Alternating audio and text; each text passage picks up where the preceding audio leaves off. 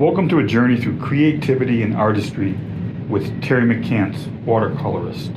In this intimate interview, we'll dive deep into the mind and heart of a remarkable artist. Teri, could you start by telling us a bit about your background and what initially drew you to the world of art? Yeah, absolutely. I grew up on a small town on a farm, and that exposure to nature has always been prevalent in my work, but also a majority of my life experiences and my job history. I was military for 8.5 years, a firefighter for 6 years, a police officer for 9 years, and I still work in a first responder capacity. So that really is where I draw my inspiration from. Do you have any rituals or routines that help you get into the creative mindset? Yeah, absolutely. A big mindset shift for me comes from listening to music.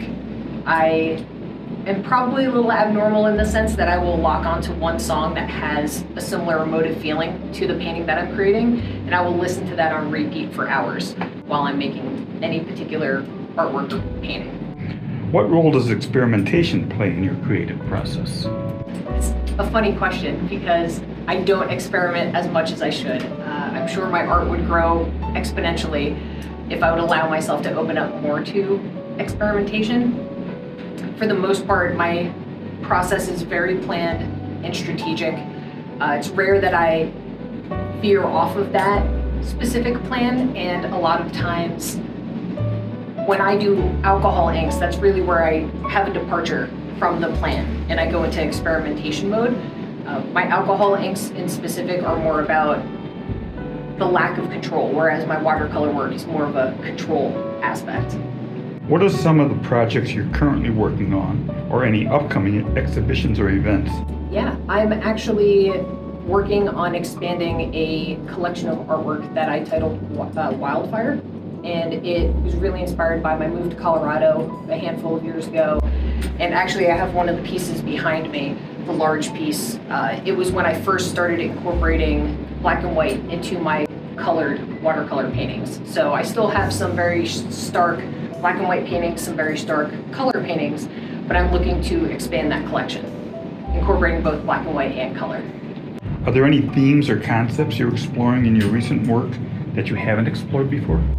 Yes, I am looking to do a collection based around Colorado cowboy western, and it's going to still be a similar style, a similar feel, with ethereal kind of watercolor and silhouettes, but it is going to incorporate a completely different color palette than I'm used to working in, more natural, neutral tones. For those aspiring artists watching this interview, what advice would you give them in terms of pursuing a career in the arts? I would say a career in the arts requires you to be completely relentless. You have to be okay with getting no. You're gonna hear no a lot, but it's really about the persistence and sticking with it. And you have to be able to be multidisciplinary. You have to be able to navigate social media, building a website. It's not just about creating the art. The art itself isn't gonna promote you. A lot of times it's the artist behind the work. So you have to be comfortable talking about your work and talking to other people. In the age of social media and online platforms, what strategies do you find effective for gaining exposure and connecting with a wider audience?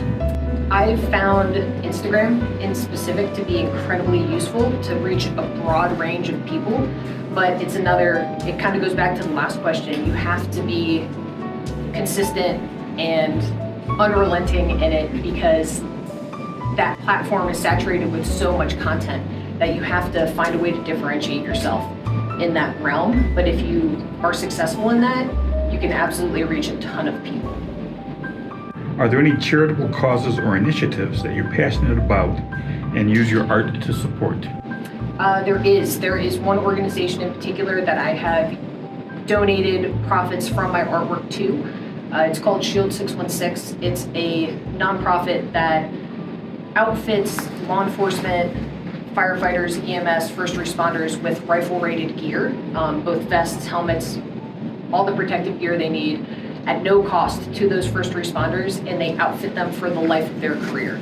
So when that equipment expires, they replace it free of cost. I've been a recipient of them and I'd love to give back to them in any way I can. I'd like to give back to the people that are sacrificing so much in other areas of their life that if we can keep them alive and here to see another day, I'm all for it. So